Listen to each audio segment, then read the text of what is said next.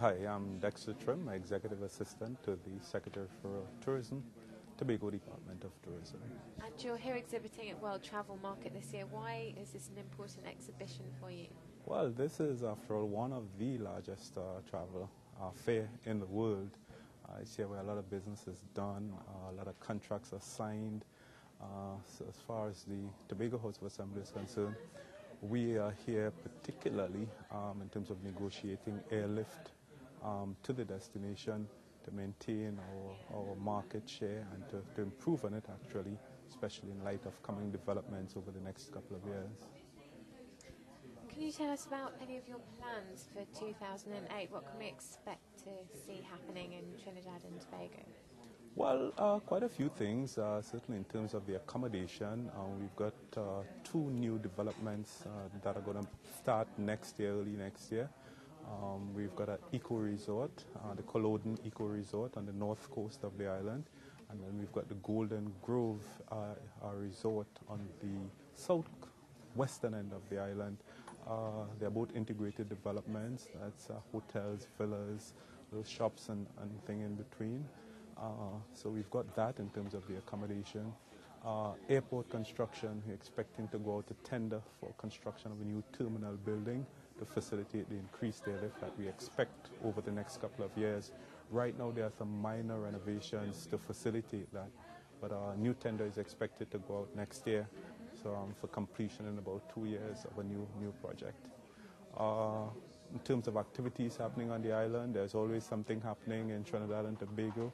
We call it the festival capital of the Caribbean.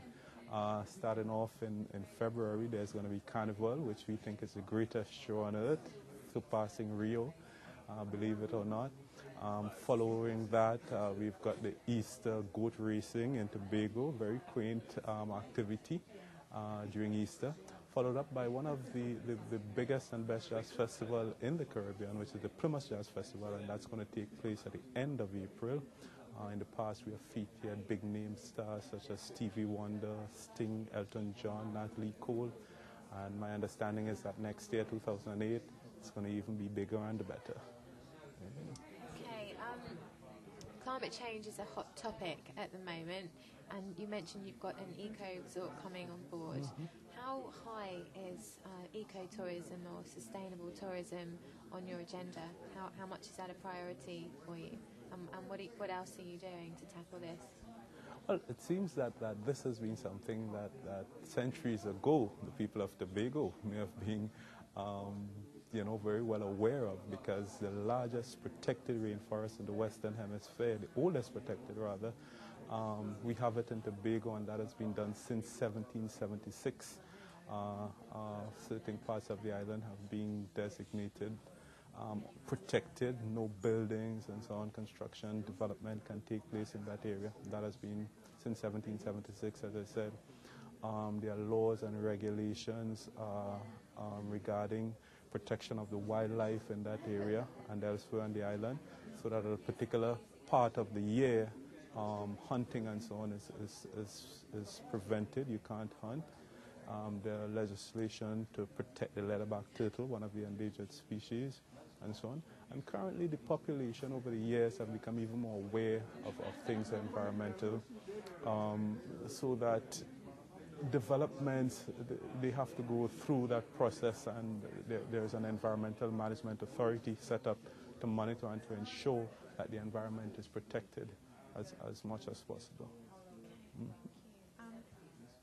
What do you see as being key challenges ahead for you for the next year, and how are you tackling these? Well, the airlift problem will continue to be an issue for us in Tobago, along with accommodation, and we're beginning to tackle those. As I said, 2 new developments are coming on. We continue to negotiate with airlines in the UK, Europe, the US, in terms of increasing airlift to the island. Coming in December, Delta Airlines is going to start a non-stop service to Tobago.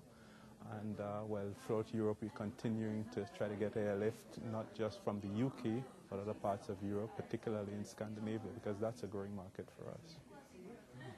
Thank you. Okay. Thank you very much.